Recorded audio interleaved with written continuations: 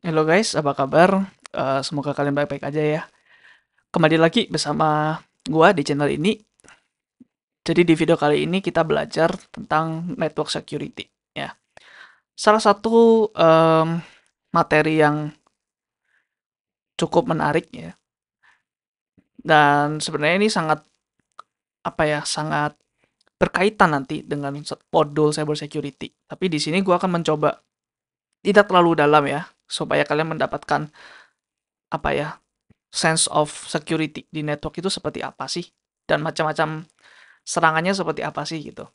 Nah, ini akan menjadi lumayan seru ya teman-teman. Apabila kalian mungkin nanti berniat menjadi penetration tester atau blue team ya di cyber security gitu.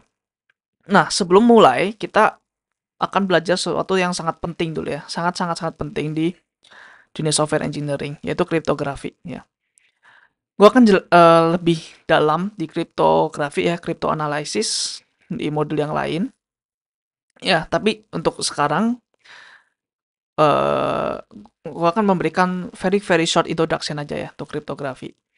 Nah, jadi kriptografi itu ada beberapa cabang ya sebenarnya ya. Ada encryption, ya. Ada beberapa teknik ya. Ada encryption, mungkin ada nanti hash ya. Nanti juga mungkin ada digital signature. Ya, mostly inilah ya. Mostly ini kebanyakan. Nah, jadi yang pertama ya, encryption itu yang paling mudah sebenarnya, gampang dipahami.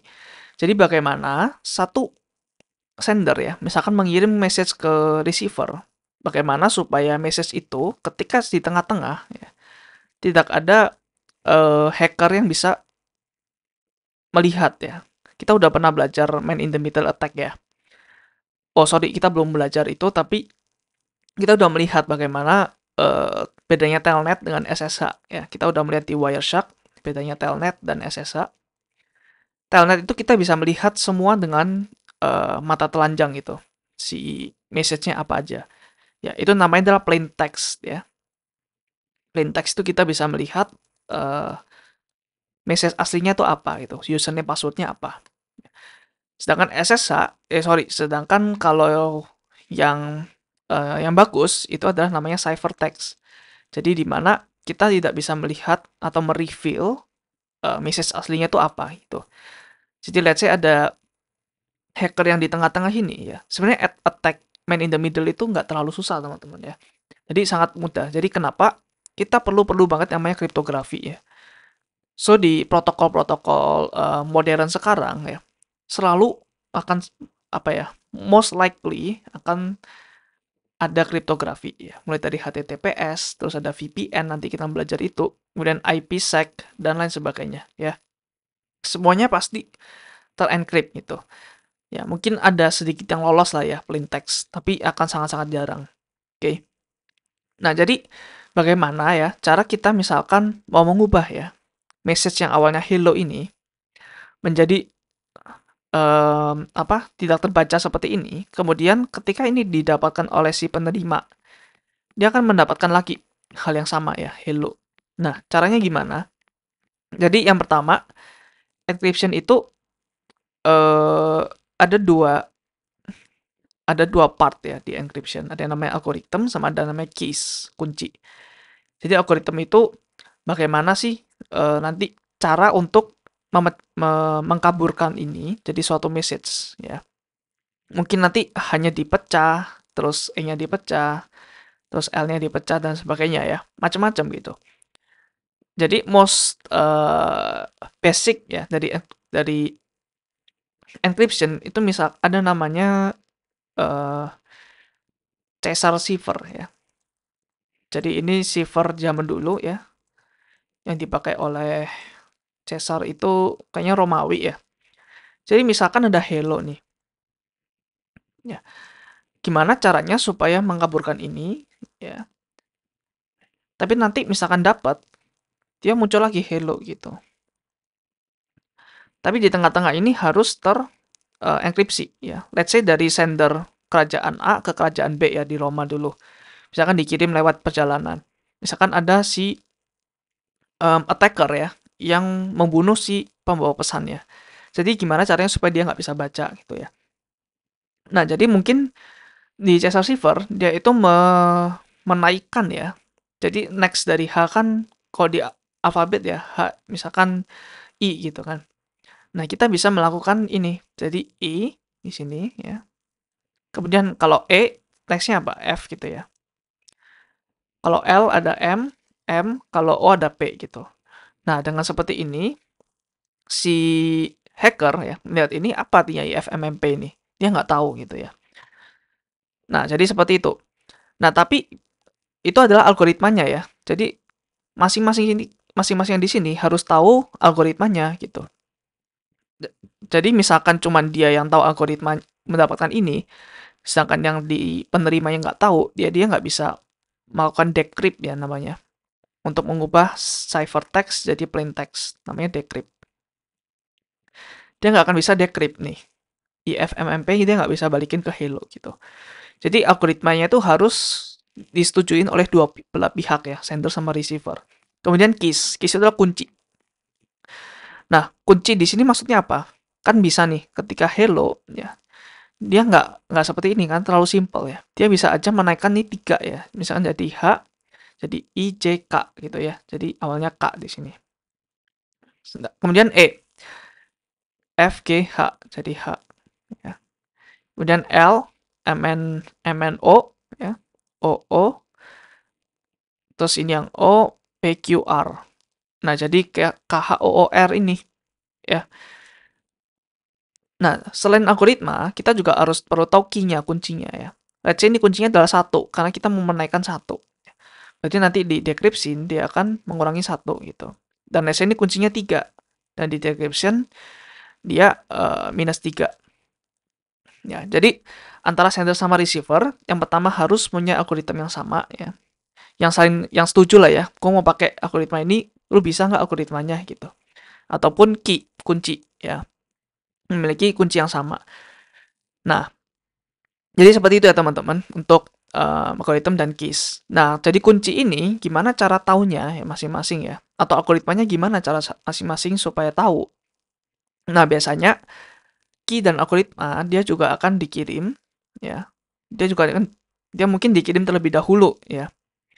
Dikirim terlebih dahulu, dua-duanya saling tahu, kemudian baru kirim message yang aslinya. Seperti itu.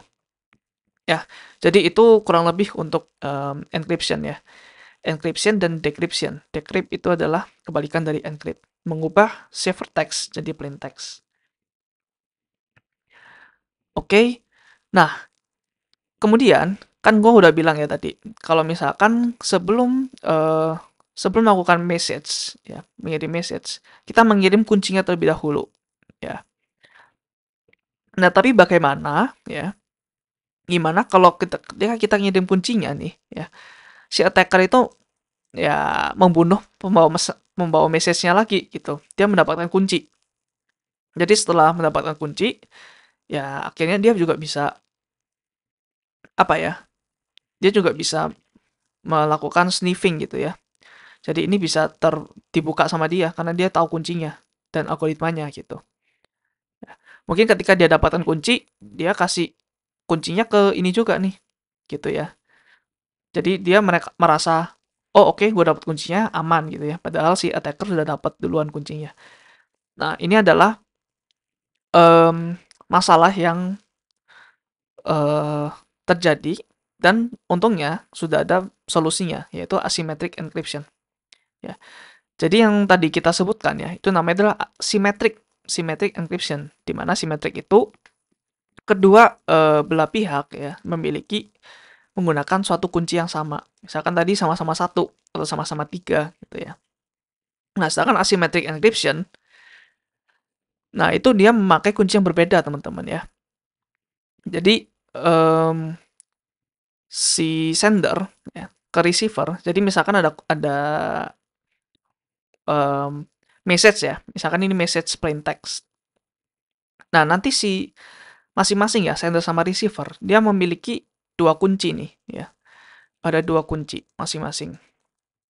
Yang pertama ada public key ya. Dan yang kedua ada private key.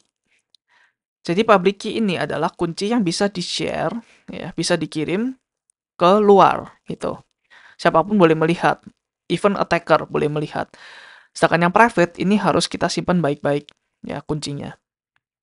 Jadi cara kerjanya gimana? Public sama private ini saling terkait ya teman-teman.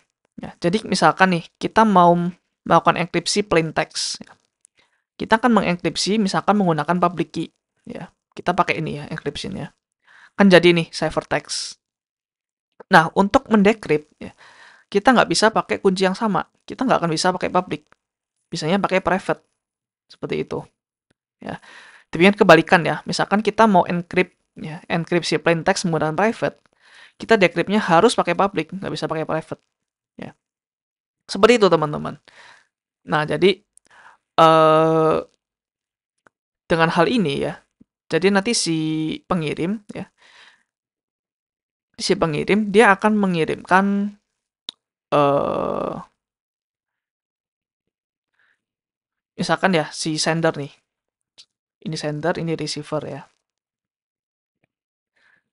Nah, jadi pertama si receiver ini mungkin akan mengirimkan public key-nya dia dulu ya. Ya, public key-nya dia dulu. Kemudian si sender misalkan mau mengirim hello ya. Nah, dia akan di-encrypt ya. Di-encrypt menggunakan public key ini lagi. Sorry. Menggunakan public key yang ini ya. Dia akan di-encrypt. Ini nggak jelas ya isinya apa. Ke receiver gitu. Nah, nanti receiver akan bisa decrypt pakai private key-nya dia sendiri yang dia simpen. Ya.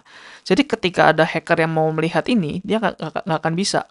Ya, karena dia nggak punya private key-nya ini. Let's say dia udah mengambil public key. Ya. Tapi so what gitu. Ketika dia mendapatkan ini, dia nggak akan bisa mendecrypt lewat public. Ya, jadi baru si private-nya yang bisa mendecrypt. Dan sebaliknya ya, ketika receiver mau mengirim ke sender, dia akan melakukan encrypt menggunakan public key-nya si sender. Ya. Oke, itu untuk asymmetric encryption. Mungkin agak rumit lah ya. Jauh lebih rumit daripada symmetric. Jadi kalau kalian mau belajar lebih lanjut, kalian mungkin bisa belajar algoritmanya ya. Yang terkenal dari RSA. Ya. Ini Rivest, Shamir, dan apa gitu ya. Ini nama penemunya, asymmetric encryption. Full of matematika ya. Asymmetric encryption ini. Oke, kita next. Nah, ada namanya hash. Jadi hash itu sama ya, ada plain text, ada ciphertext juga. Ya, jadi ini plain text, ini ciphertext. Bedanya apa dengan encryption? Bedanya adalah hash ini dia nggak akan bisa di-decrypt. Ya, hanya one way encryption. Jadi dia nggak akan bisa di-decrypt. Nah, terus gunanya apa kalau nggak bisa di-decrypt? Biasanya gunanya adalah untuk memastikan bahwa message ini benar adanya gitu. Message ini tidak keubah gitu. Ya. Jadi dengan adanya hash, ya, dengan adanya hash kita bisa mengetahui kalau misalkan inputnya Fox, maka keluarnya akan seperti ini gitu ya. Random string seperti ini.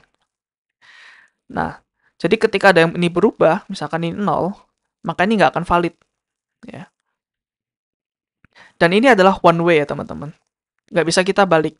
Ya. Nggak bisa kalau kita udah tahu encryption-nya, kita bisa membalikkan. Ini Fox, itu nggak bisa. Ya. Jadi hanya satu one way aja. Nanti kita akan melihat lebih dalam lagi ya. Kegunaannya apa hashing itu. Nah, jadi misalkan nih di sini ketambahan Fox D gitu ya. Nah, di sini ketambahan satu huruf, tapi di digest ini, di ciphertext, dia akan berubah banyak banget. Ya. Nggak hanya satu ini yang berubah, dia akan berubah, even dari awal udah pasti berubah gitu. Ya. Mungkin salah satu yang terkenal ya, pakai ini aja deh, SHA-512 hash. Ini adalah satu algoritma yang paling terkenal ya, yang paling banyak digunakan gitu ya. Jadi misalkan Fox. Nah, Fox itu akan seperti ini nih hashnya ya. Kalau misalkan Fox D gitu. Nah, kita lihat bedanya banyak banget nih. Ya, semuanya beda gitu. Ya, itu untuk hash. Ya. Sekarang kita udah tahu Bedanya apa ya? Encryption sama hash. Terus yang terakhir adalah digital signature nih. Nah, jadi ini kita menggabungkan ya, yang encryption tadi, asymmetric encryption dengan hash. Jadi digital signature itu bagaimana kita bisa melakukan tanda tangan ya, di mana orang lain nggak bisa niru tanda tangan kita ya. Kita udah pernah belajar digital signature sedikit-sedikit ya di DNS security video sebelumnya. Nah, jadi cara untuk kita melakukan signing ya, tanda tangan adalah seperti ini. Ini data aslinya yang kita mau tanda tangan. Let's say ini data punya kita ya. Kita nggak mau ada orang yang memalsukan data ini. Jadi kita harus menandatangani data ini. Yang pertama, kita melakukan hashing dulu nih. Ya, di hash. Nah, kemudian kita encrypt hashnya menggunakan private key. Ya. Jadi ini kan public key ya. Nah, kita akan mengencrypt dengan private key. Ya. Jadi di sini udah ada signature-nya. Nah, signature ditambah data, ini adalah namanya certificate. Ya, certificate itu kan ada datanya ya. Misalkan sertifikat ini diberikan oleh siapa kepada siapa, bawahnya pasti ada tanda tangan. Ya. Nah, kemudian certificate ini akan di-attach ya, ditambahkan di bawah datanya. Jadi digitally signed data. Seperti itu. Nah, kemudian cara verifnya gimana? Cara verifikasi apakah ini benar atau enggak? Ya, adalah dengan cara data ini ya, data ini akan di-hash ya. Data aslinya ya, data yang ini data aslinya akan di-hash. Kemudian signature-nya dia akan diverifikasi dengan cara apa? Dengan cara di-decrypt ya, decrypt menggunakan public key-nya. Jadi private key ini public key. Nah, public key-nya dapat dari mana? Ya, public key kan of course semua orang bisa ya. Semua orang pasti dapat public key-nya si pengirim gitu ya. Ini misalkan receiver. Tapi pengirim kan nanti encrypt-nya menggunakan private key. Kunci yang hanya dimiliki oleh dia gitu. Nah, cara mengverifikasinya adalah dibuka oleh public key-nya. Ya. Jadi dibuka dengan menghasilkan hash seperti ini. Nah, sekarang dicocokkan apakah sama gitu. Kalau sama berarti valid ya. Ininya valid data ya. Jadi bagaimana ketika datanya ini mau dirubah sama hacker gitu ya. Misalkan ini ditambahkan F gitu. Of course ini akan berubah banyak ya. Hash ini berubah banyak ya. Dan si hacker nggak punya private key ya. Si hacker nggak punya private key. Jadi signature-nya mungkin signature-nya si hacker gitu. Ya, signature si hacker, kemudian si verifikasi ya.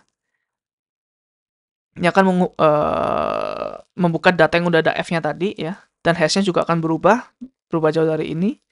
Signature dia kan nggak punya public key-nya apa ya, dibuka dengan public key-nya si sender ya nggak bisa karena itu signature-nya tadi di-sign oleh si hacker, private key-nya si hacker. Jadi nggak bisa seperti itu. Ya, itu untuk digital signature ya teman-teman. Jadi kita udah belajar tentang encryption, asymmetric encryption, hashing, dan digital signature. Oke, semoga mengerti ya teman-teman. Kalau misalkan nggak mengerti, boleh diulang kembali ya videonya, karena ini sangat penting ya. Ini adalah prerequisite untuk kalian bisa mengerti materi-materi selanjutnya gitu. Nah, sekarang kita akan coba ya, pakai Wireshark untuk menjadi man in the middle attack gitu. Let's say kita mau buka si example.com ya. Kita maunya buka yang nggak secure ya. Kita cek dulu nih. Kita cek dulu example.com itu di mana. Oke, ini ya IP-nya. Kita copy. Kemudian kita ke Wireshark. Kita ke Wi-Fi. Ya, kita mau pakai IP yang address-nya sekian. Oke, sekarang kita refresh. Oh sorry, kita pakai yang HTTP ya. Kita udah tahu HTTP itu kurang secure ya. Kita bisa melihat data aslinya gitu. Nah, HTTP-nya nggak kelihatan di sini ya. Oke, di sini kelihatan HTTP ya. Nah, ini kelihatan nih. Request-nya adalah ini responsnya adalah, nah, responsnya kita kelihatan nih. HTML-nya semuanya. Ya, ini tidak aman ya teman-teman, karena nggak melewati proses encryption ya. Tapi akan beda halnya ya, ketika kita pakai HTTPS ya. HTTPS itu dia memakai encryption. Nah, kalau kalian lihat di sini, dia ada TLS ya di sini. Jadi ini sama halnya dengan HTTPS ya. HTTPS memakai teknologi namanya TLS gitu untuk melakukan encryption. Nah, jadi kalau kalian lihat di sini, kita nggak bisa lihat ya datanya. Kita cuma bisa lihat protokol, kemudian ya intinya kita nggak bisa lihat itu datanya apa. Kita cuma bisa lihat algoritma ininya apa, algoritma si encryption-nya dan sebagainya. Ya ini masalah key semua nih, sertifikat dan lain sebagainya. Ya, data aslinya kita nggak bisa lihat. Oke, itu untuk demonya ya. Itu untuk demonya. Gue sekalian mau bikin PowerPoint-nya ya. Jadi di mana nih? Nah, di sini. Ini adalah ketika uh, gue pakai HTTPS dan HTTP ya. Kalau pakai HTTP tadi uh, dia kelihatan no HTTP. Oke. Nah, dia kelihatan nih ya. Uh, oops.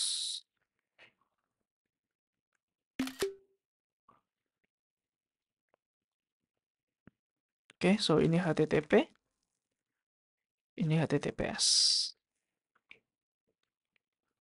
Oke, nice. Oke, selanjutnya kita akan membahas tentang authentication ya, standards. Jadi authentication itu apa? Authentication itu kita harus bedakan dengan authorization ya.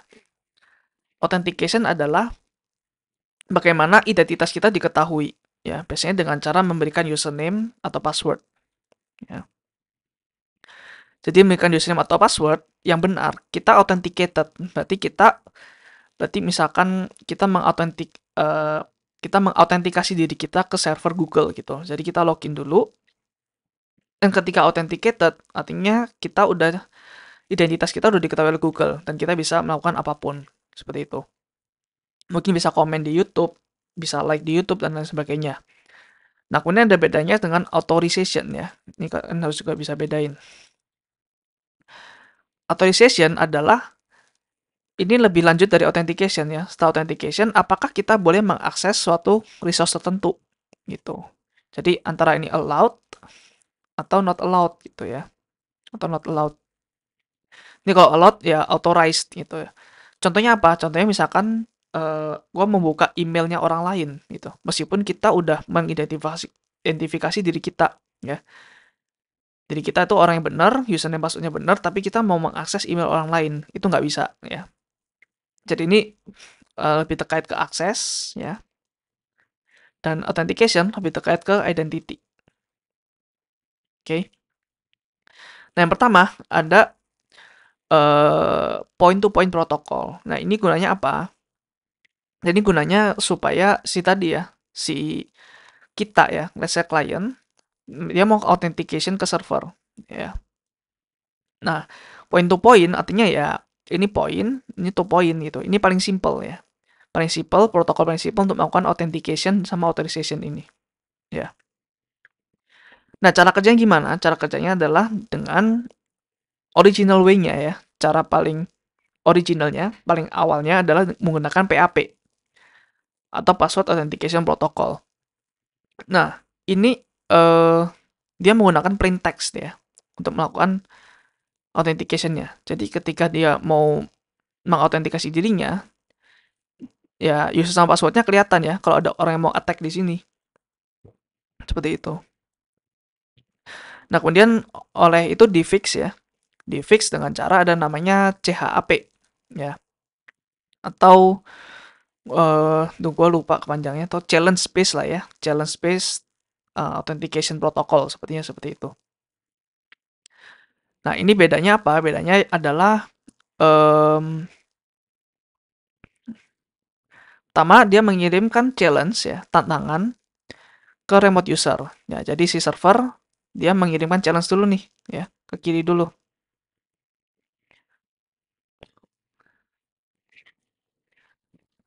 Nah, dan ada juga string yang secara random di-generated ya. String panjang gitu, di-generated. Nah, kemudian klien akan melakukan hashing ya. One way hash ya, menggunakan passwordnya. Passwordnya kan sama-sama tahu ya. Ini misalkan benar nih student, ini sama-sama student gitu. Misalkan ada teks, ada challenge yang dikasih, misalkan ASDF gitu ya, stringnya. Nah, nanti si respons akan challenge ini, tantangan ini, mungkin dia akan melakukan gini ya, ASDF, kemudian belakangnya ini ada passwordnya ya, passwordnya misalkan student, kemudian semuanya ini akan di-hash ya, akan di-hash jadi ya misalkan SSSS gini ya. Jadi kita udah tahu SSSS ini nggak bisa dibalikan jadi ASDF student gitu. Jadi respons dia akan mengirimkan ini ke server gitu. Nah, nanti server akan melakukan ini juga ya, sama. Tadi kan dia mengirim SDF. Terus dia mungkin juga akan menambahkan password di belakang, terus dia hash. Terus dia bandingkan sama respons tadi, apakah sama atau enggak. Kalau sama dia akan menerima ya. Kalau nggak sama dia akan reject. Seperti itu ya. Dan biasanya ini untuk router ke router ya. Jadi ketika kita mau ada router ya, ada router banyak, mungkin punya satu ISP. Dan biasakan suatu ISP itu membeli router baru untuk mengexpand networknya. Jadi biasanya ada authentication juga nih, supaya nggak sembarang orang bisa connect ke router ISP. Kalau nggak bahaya tuh, ya. Nah, jadi dengan inilah authentication diperlukan, ya. Nah, kemudian masalahnya apa nih dengan PPP tadi? Nah, masalahnya adalah semua router dia pasti memiliki username password gitu. Semuanya di copy ya, username password, username password, username password. Nah, hal ini kalau misalkan scalable, ya, tidak akan terscalable dengan baik. Karena semakin banyaknya router, akan semakin banyak juga nih storage untuk masing-masing router. Ya. Dan ini untuk semua router ya. Seperti itu. Itu kurangnya point to point. Karena mereka udah protokol yang udah tua dan most likely tidak scalable ya. That's why ada namanya adalah AAA nih. AAA adalah Authentication, Authorization, ya, dan Accounting ya. A ketiga adalah Accounting. Ya, jadi ini adalah problem yang tadi gue jelaskan. Ini juga ilustrasinya ya. Kita mau taruh username password di mana? Masa mau di sini semua gitu kan? Nah, solusinya adalah kita perlu database sentral ya yang menyimpan username sama password semuanya gitu. Ya. Seperti ini. Ya. Jadi ketika ada orang lagi mau connect ya, dia nggak perlu connect ke modem ya. Maksudnya modemnya nggak perlu melakukan autentikasi. Jadi modemnya akan mendelegasikan ke central server semua gitu. Nah, karena ini centralized, of course ini harus menggunakan protection yang baik ya. Harus ada perlindungan yang baik. That's why ada AAA protokol ya, Triple A protokol. Jadi itu adalah standar atau protokol yang digunakan untuk melindungi central database ini. Nah, ada dua macam ya, dua macam protokol. Yang pertama ada Radius dan ada TACACS Plus ya. Jadi standar ini support ya Triple A tadi, Authentication, Authorization, Accounting. Oh ya, gue belum menjelaskan accounting itu apa ya. Jadi accounting itu adalah server itu dia bisa merecord ya, merecord orang-orang yang login gitu, yang salah, yang benar. Jadi ada lognya ya, ada kayak jurnalnya gitu. Tanggal sekian ada orang yang berusaha login dan lain sebagainya ya. Jadi itu nanti bisa dilakukan untuk misalkan ada attack. Jadi bisa melakukan kira-kira siapa yang attack gitu, bisa dilacak IP-nya dan lain sebagainya seperti itu ya. Jadi kita udah tahu authentication, authorization, dan accounting itu seperti itu ya. Jadi tanpa ada central server, accounting akan ya masing-masing modem akan melakukan jurnalnya masing-masing ya. Nanti mendapatkan semuanya, mengagregasi semuanya kan jadi sulit ya. Oke, ini Radius ya. Salah satu tipe dari triple A juga. Nah, Radius itu biasanya ya digunakan untuk seperti tadi ya, autentikasi antara network device ya. Jadi ketika network device mau connect ya, dia akan melakukan autentikasi dulu melalui Radius ya. Misalkan router mau connect ke router lain seperti itu. Nah, ini adalah gambarannya ya.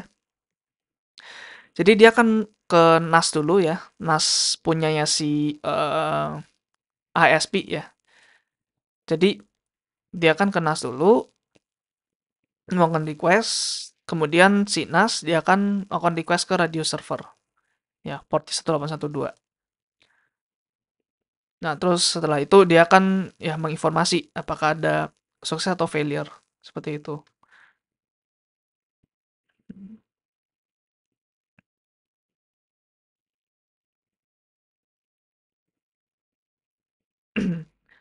Nah, NAS itu gunanya untuk ini ya tadi ya, mengontrol modem, mengontrol router-router lah ya, atau komputer-komputer ini. Seperti itu. Ya ini juga bisa ya, PC biasa ya, dia mau connect ke ISP pakai radio server. Biasanya zaman dulu kan dia perlu ada modem ya untuk connect ke ISP-nya. Perlu ada username sama password juga. Jadi di sini juga ada NAS lagi gitu ya. Jadi NAS itu gunanya juga tadi ya, mungkin untuk menyimpan informasi juga nih. Menyimpan informasi tentang komputer ini gitu. Oke. Terus next ada TACACS Plus ya. TACACS. Nah, ini kependekan dari Terminal Access Controller, Access Control System Plus. Nah, bedanya apa sama Radius? Eh, bedanya adalah TACACS ini biasanya untuk melakukan manajemen si router ya. Kita udah tahu ya cara manage router kan, kita ke default gateway, terus kita login ya username password. Tapi ketika ada router banyak ya, terutama di ISP, ada banyak router akan sangat sulit ya kalau login satu-satu gitu. Jadi TACACS itu gunanya untuk mengontrol aja login ke masing-masing ini di satu tempat ya, satu tempat. Nah, ini ya, administration screen untuk each router dan switch by entering username password untuk setiap device. Ketika networknya kompleks, ya, kan banyak router sama switch. Login ke setiap device, ya, akan messy ya, akan berantakan. Jadi, jawabannya menggunakan satu server yang menyimpan access control list, ya, ACL access control list, untuk semua device di network. Seperti itu. Ya. Nah, dia pakai TCP/49 ya, secara defaultnya. Dan seperti itu. Bedanya adalah Radius itu tadi network device authentication ya dengan network device yang lain. Kalau TACACS adalah untuk akses ya, mengakses si ininya ya, mengakses dalam router ini. Seperti itu. Oke, yang terakhir authentication namanya Kerberos. Jadi Kerberos ini lumayan terkenal ya sistemnya. Sistem authentication dan otorisasi punyanya si Microsoft ya. Banyak sekali dipakai oleh service Microsoft. Contohnya seperti LDAP dan lain sebagainya ya. Active Directory juga. Nah, jadi sistemnya gimana sih? Yang pertama klien ya. Ini simple banget ya. Gua akan terlalu detail di sini. Mungkin gua akan detailkan lagi di modul yang lain kali ya.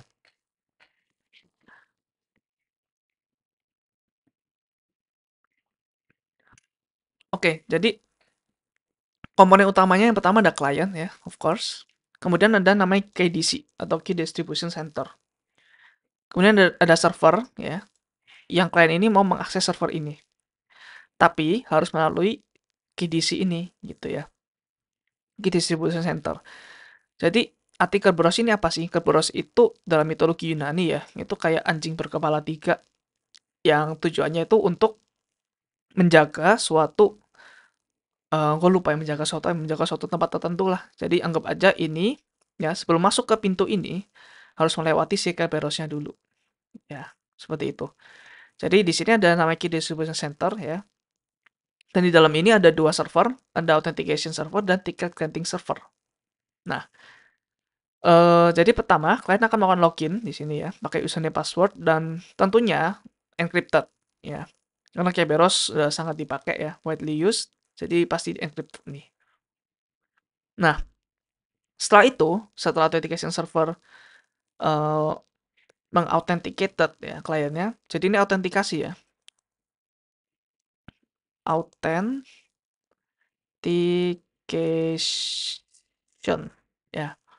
Nah, setelah authentication dia akan mengirimkan tiket ya atau tiket granting tiket ya. Setelah itu dia akan memberikan tiket ini ya, tiket granting tiket ke tiket granting server. Nah, jadi tiket granting server dia akan mengirimkan tiket tuh server tiket ya. Kemudian ini ada tiket terakhir yang bisa dia bawa ke server ya. Kemudian setelah itu, setelah servernya menerima tiket, dia akan mengallow akses. Jadi ini banyak kali round trip ya teman-teman. Nah, jadi pertama itu kliennya harus tahu dulu nih dia mau connect ke server apa gitu ya. Karena ini bisa aja banyak server di sini ya. Nah, dengan itu ya dia akan memberikan ini di awal dulu nih. Kalian logon sama mau connect server apa ya. Terus misalkan dia dapat tiket, terus dia kasih tiket lagi ke sini. Nah, kemudian tiket granting server, dia tuh melihat ya, apakah klien ini ya eligible nggak sih untuk mengakses server ini? Apakah berhak gitu? Berhak nggak akses server ini? Kalau berhak dia akan ngasih ini ya, yang nomor 4. Kalau nggak berhak ya udah, dia akan reject. Nah, ketika nomor 4 dikasih klien, klien tinggal kasih ini aja, tiket ini ke server, terus servernya baru uh, yang ngecek ini lagi ya, ngecek tiketnya apakah valid atau enggak, terus baru mengallow akses. Jadi klien cuman sekali aja loginnya ya di authentication server. Terus kalau mau mengakses server lain gimana? Gak perlu login lagi. Dia reuse aja TGT ketika nanti server. Seperti itu. Jadi ini ada banyak benefit ya dari sistem seperti ini. Yang pertama ada mutual authentication. Jadi klien sama server bisa verify each other identity. Ya, jadi authentication server of course ya dia mengidentify klien pakai autentikasi. Dan sama halnya juga authentication server dia juga diautentikasi oleh klien. Ya, mungkin pakai digital signature atau apapun ya. Nah, kemudian ada delegated authentication juga. Jadi seperti tadi ya, perbedaan antara AS ini namanya AS ya, terus ini namanya TGS, singkatan aja ya. Jadi ini ya, nggak perlu re-authenticate lagi, pakai TGT aja. Terus security, ya of course kriptografinya strong ya, menggunakan algoritma yang strong dan key-nya juga gede ya, key space-nya juga besar. Kemudian scalability, ya scalability Kerberos bisa nge-scale banyak network ya, karena nggak ada direct transmission credential. Jadi pertama ini doang nih, ya credentialnya. Jadi misalkan ada banyak server di sini, ya udah ini scalable teman-teman. Ya. Dan kemudian kalau misalkan nih ya kebanyakan itu load paling banyak adalah di TGS ya, karena dia kan mau mengakses servernya. Ya, jadi AS ini sebenarnya nggak terlalu banyak ya secara load karena dia cuma sekali aja nih, sekali. Tapi kalau mau ganti-ganti server ya, dia perlu ke TGT gitu. Ya, dia perlu ke TGT, terus dia balikin dan lain sebagainya. Oh ya, sorry, gua ada mungkin salah jelaskan ya. Tadi itu untuk mengakses server, kita harus mengetahui server itu di TGT yang ini ya. Kita mau ngasih tahu juga kita mau akses server apa. Jadi bukan yang di sini ya. Di sini hanya untuk autentikasi aja, murni autentikasi dari klien. Ya tadi kenapa AS dan TGS kenapa dipisah nggak jadi satu untuk separation of duties ya, untuk load distribution dan untuk mencegah single point of failure. Single point of failure berarti ketika ada satu server mati, misalkan ini mati ya, ya udah berarti klien yang sudah terautentikasi ya, itu tetap bisa nih mengakses si TGS-nya seperti itu. Terus exposure of secret key. Jadi hanya ini yang punya username sama password atau kuncinya ya. Jadi menyusahkan hacker ya. Jadi misalkan hacker cuma bisa berhasil ini, ya dia nggak bisa masuk ke sini. Seperti itu. Kemudian ya ini, kita nggak perlu autentikasi terus-terusan, jadi kredensial kita aman gitu ya, cuman sekali aja. Terus scalability dan flexibility ya. AS-nya bisa lebih kecil, tapi TGS-nya mungkin bisa besar. Jadi ketika TGS besar, bisa aja nanti di KDC yang sama ya, ini akan menambahkan TGS lagi di bawah. Ini akan tambah TGS lagi di bawah. Jadi load-nya bisa terbalance ya, bisa seimbang. Misalkan ini busy ya, ini sibuk nih.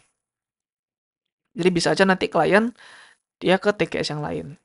Jadi bisa seperti itu ya. Sedangkan authentication servernya cuma satu ya, sedangkan TGS-nya bisa banyak. Bisa di apa ya, cherry pick seperti itu ya. Oke, kemudian kita bahas firewall ya. Jadi firewall ini adalah pertahanan ya. Fire itu kan artinya api ya. Api, kemudian wall itu adalah tembok. Berarti wall itu tembok pertahanan dari api gitu ya. Api itu bisa aja suatu threat atau em, sesuatu yang berbahaya gitu ya. Dari network yang untrusted, contohnya seperti internet, ke network yang trusted, contohnya seperti network intra kita gitu. Nah, definisinya adalah seperti ini ya, network security system yang memonitor dan mengontrol incoming dan outgoing network traffic ya. Jadi ada paket yang masuk ke network kita ataupun ke yang keluar gitu ya.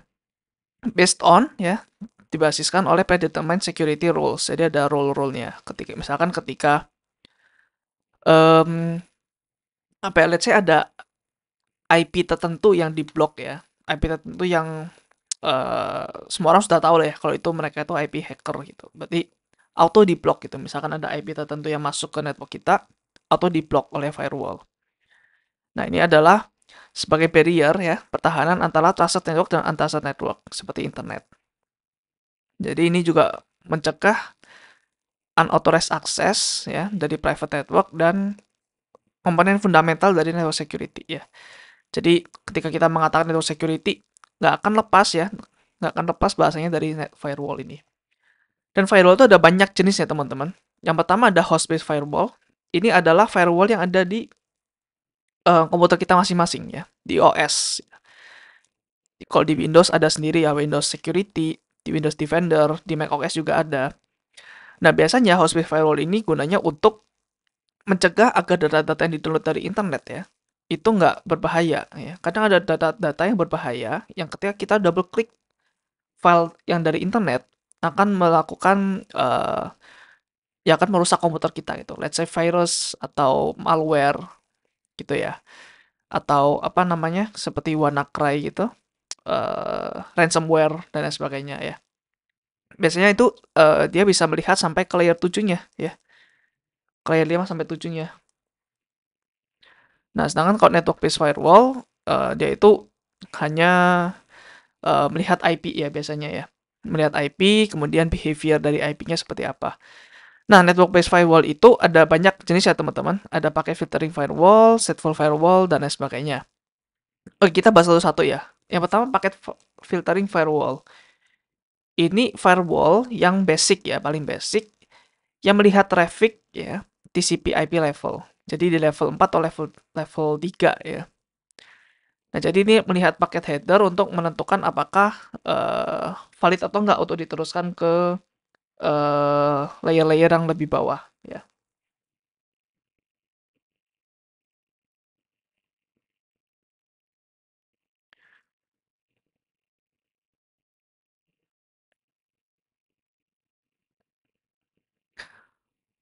Oke, kemudian ada stateful inspection firewall ya. Jadi ini lebih advance ya, memonitor active connection dan menentukan apakah dia boleh masuk atau enggak. Nah, jadi paket filtering firewall itu seperti yang tadi ya, yang mungkin list IP gitu. IP yang diblokir, dia di apa namanya? Dia di hold atau mungkin ada port-port tertentu yang mungkin akan diblok gitu. Misalkan port 22 gitu SSH. Misalkan kita di intranet network nggak ada yang mau kita SSH-in. Jadi ya apa namanya? Kenapa harus ada harus ada paket yang masuk gitu di port 22. Nah, itu paket filtering firewall. Nah, tapi paket filtering firewall itu biasanya stateless. Jadi stateless itu ya ketika ada paket masuk, dia hanya nyocokin ke aturannya aja gitu. Tapi kalau stateful firewall itu mungkin dia bisa lebih melihat secara historical data gitu ya. Misalkan ini ada yang nggak benar nih statistiknya nih. Misalkan tiba-tiba dalam 1 detik ada banyak sekali paket dari IP yang berbeda-beda gitu. Nah, itu dia bisa mendeteksi hal tersebut. Yang kemudian circuit filtering firewall, nah dia itu ada di session layer ya, session layer kelima di OSI model, dan digunakan untuk memonitor TCP handshake. Ya, jadi misalkan nanti ada ya kita belajar tentang mungkin TCP SYN flooding ya, SYN flood, itu mungkin bisa dideteksi oleh circuit filtering firewall. Kemudian application gateway firewall, ini biasanya firewall untuk meneruskan ke aplikasi ya. Jadi ini biasanya bekerja di layer 7 ya. Biasanya untuk autentikasi atau mungkin rate limiter. Jadi misalkan ada banyak sekali request yang masuk ya, sama dia di rate limit nih. Jadi 1 detik hanya ada misalkan maksimal 10 ya, 10 request yang masuk ke dalam network gitu. Jadi akhirnya network kita nggak akan apa ya, tidak akan berat dan panas dan akhirnya down seperti itu. Kemudian yang terakhir next generation firewall. Nah, ini firewall next generation ya. Jadi masih on active research. Jadi itu semua fitur-fitur ya, termasuk traditional firewall digabung dengan functionality yang lebih powerful lagi, seperti mungkin encrypted inspection. Jadi udah di encrypt tapi tetap bisa dilihat dalamnya gitu ya. Terus ada intrusion prevention system. Jadi di mana ketika ada attack ya, dia secara otomatis bisa mencegahnya. Ya. Terus ability untuk mengidentify dan ngeblok malicious traffic based on application level inspection. Dan atau mungkin bisa aja ada AI-nya juga ya yang mendeteksi adanya anomaly detection dari traffic network seperti itu. Oke. Nah, ini gambar lucunya ya untuk firewall. Gua ambil dari Byte.go ya. Ya, kalian bisa pause aja untuk melihat ini. Jadi ini pakai filtering ya. Ketika ini, oh ini allow, IP-nya diperbolehkan atau portnya diperbolehkan itu. Terus secret level gateway yang tadi di session layer ya. Dia nggak nginspect network paket, dia hanya mendeteksi sessionnya aja ya, TCP handshake dan lain sebagainya. Application layer gateway, ya dia melihat request ya. Dia melihat sampai layer 7-nya gitu. Misalkan HTTP dia bisa lihat gitu. Kemudian stateful inspection firewall ya. Itu seperti tadi ya, dia bisa melihat historical value-nya, historical behavior-nya.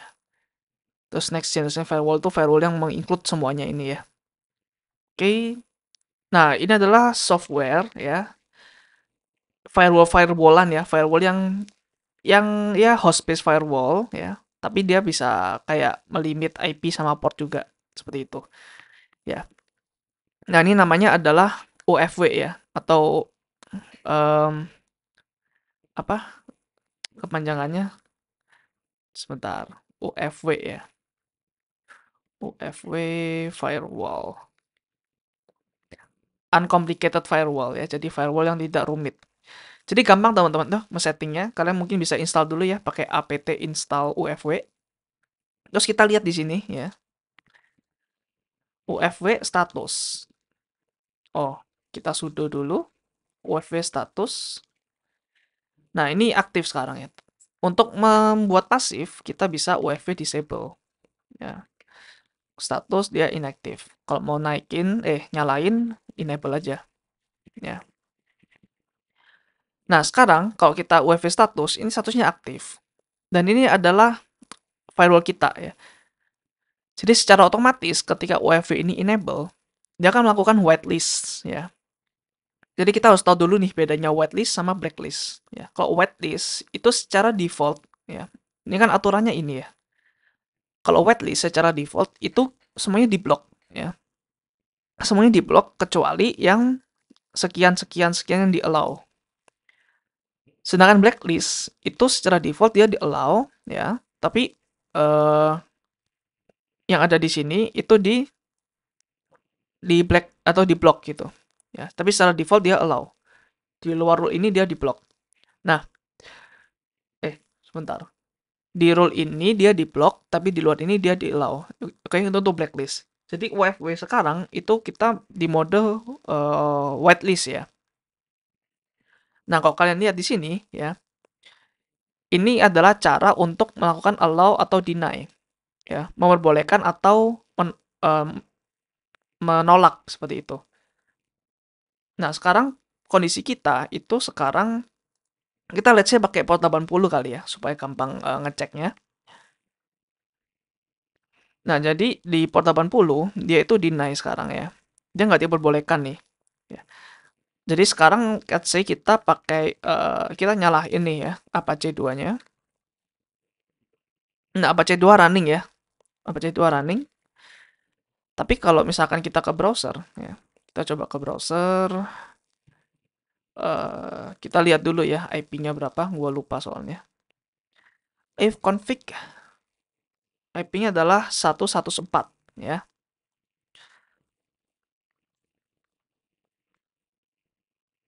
Nah, ini dia loading ya, teman-teman.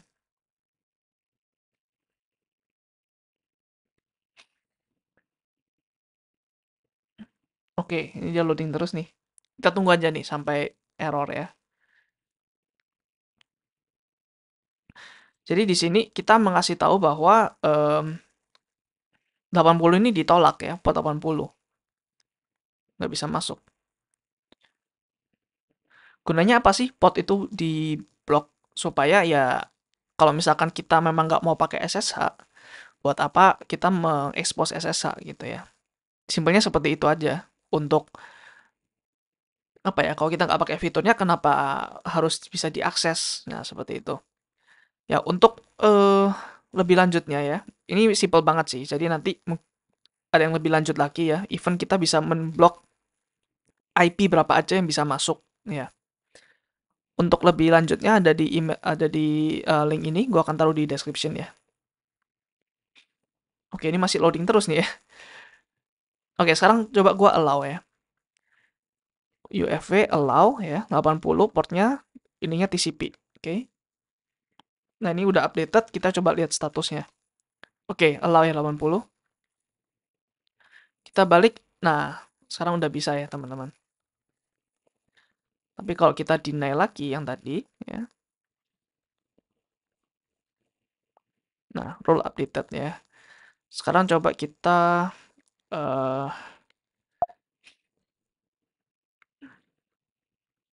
ini biasanya perlu agak lama ya untuk melakukan update-nya.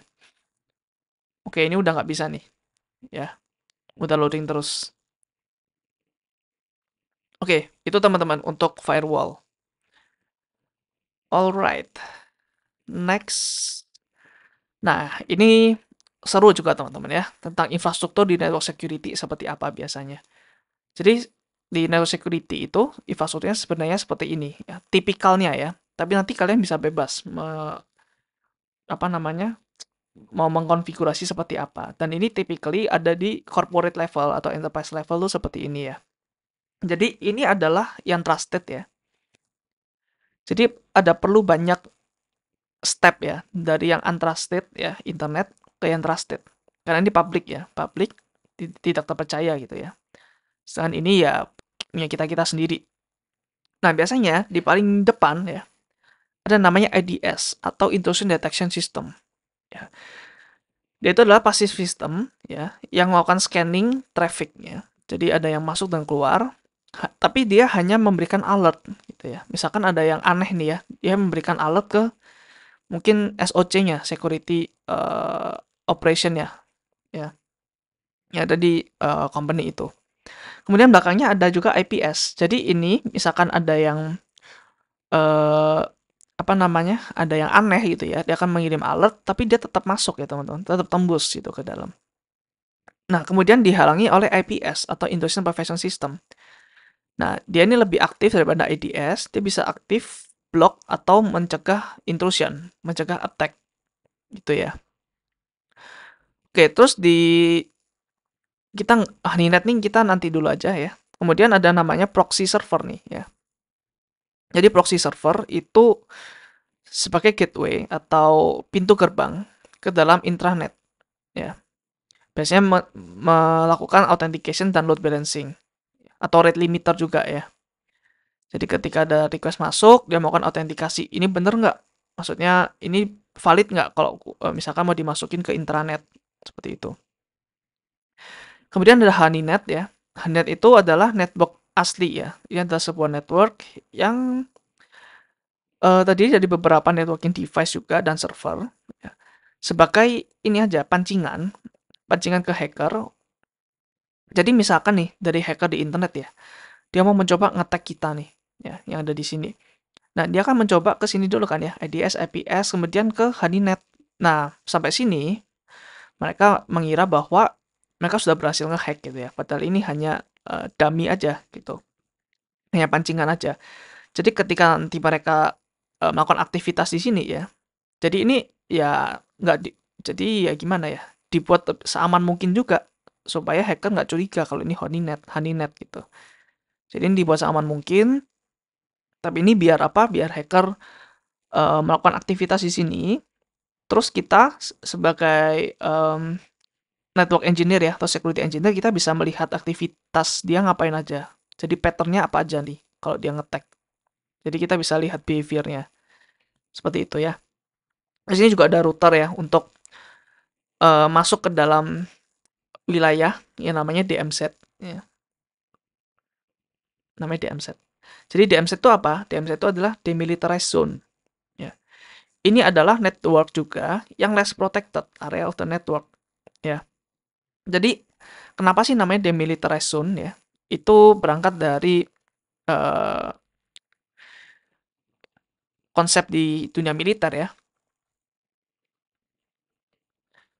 Konsep di dunia militer yang ya biasanya di South Korea dan North Korea ya. Jadi ini ada perbatasan di mana di area batas ini nggak boleh ada military troops ataupun apa ya personil militer lah yang ada di sini gitu. Jadi wilayah ini harus damai. Jadi DMZ itu juga seperti itu. Ini less protected area. Gunanya apa sih? Kenapa nggak tahu di sini aja gitu? Kenapa harus less protected? Supaya ya ini tuh memang ditujukan untuk publik ya. Biasanya web server, landing page seperti itu ya. Landing page semuanya ke DMZ gitu. Dan ya apapun lah ya yang publik secara publik dibuka. Nah, jadi seperti itu teman-teman. Jadi di sini typically ada firewall untuk masuk ke dalam intranet. Ya, firewall yang digunakan ya untuk ngeblok IP-IP yang kurang bagus lah ya ke dalam intranet. Terus honeynet itu nama networking device-nya namanya honeypot ya. Honeynet kenapa ya? Karena seperti lebah kali ya, honeynet, pancingan lah ya, pancingan. Honey kan manis gitu. Ya mungkin seperti itu ya. Gue cuma cocok logi doang. Oke, untuk lebih lanjutnya kalian bisa nonton di 2 video ini ya. Gue recommended juga. Gue akan taruh di description. Oke, yang terakhir ada namanya IPsec ya. Jadi ini adalah protokol juga ya di layer 3 network layer.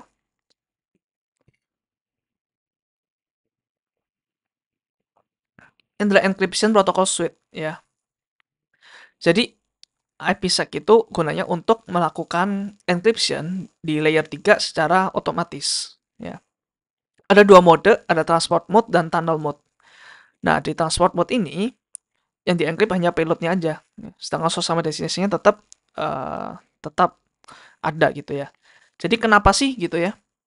Kenapa sih perlu encryption di segala hal? Jadi misalkan nih di layer paling atas ya kita pakai yang kurang secure, misalkan HTTP ya atau telnet gitu.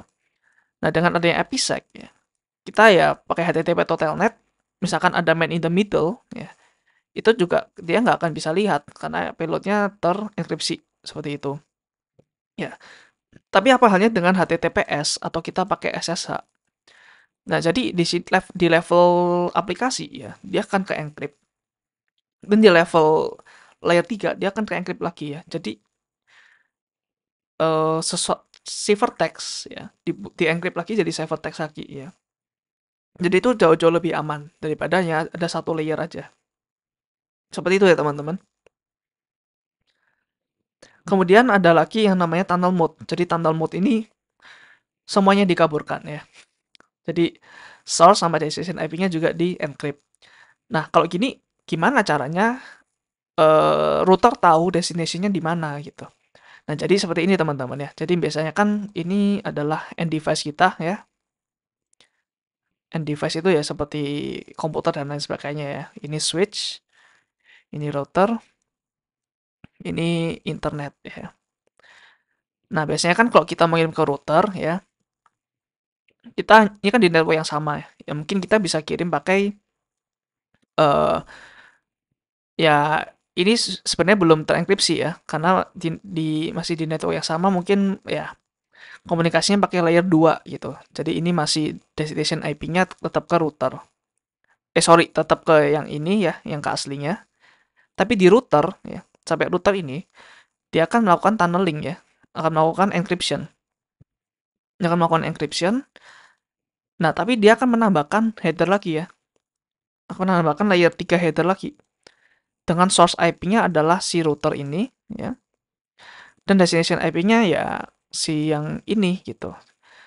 Jadi ketika ada orang di tengah-tengah yang mau ngehack gitu ya, dia nggak bisa lihat source IP-nya berapa. Nah, kira-kira seperti itu ya teman-teman.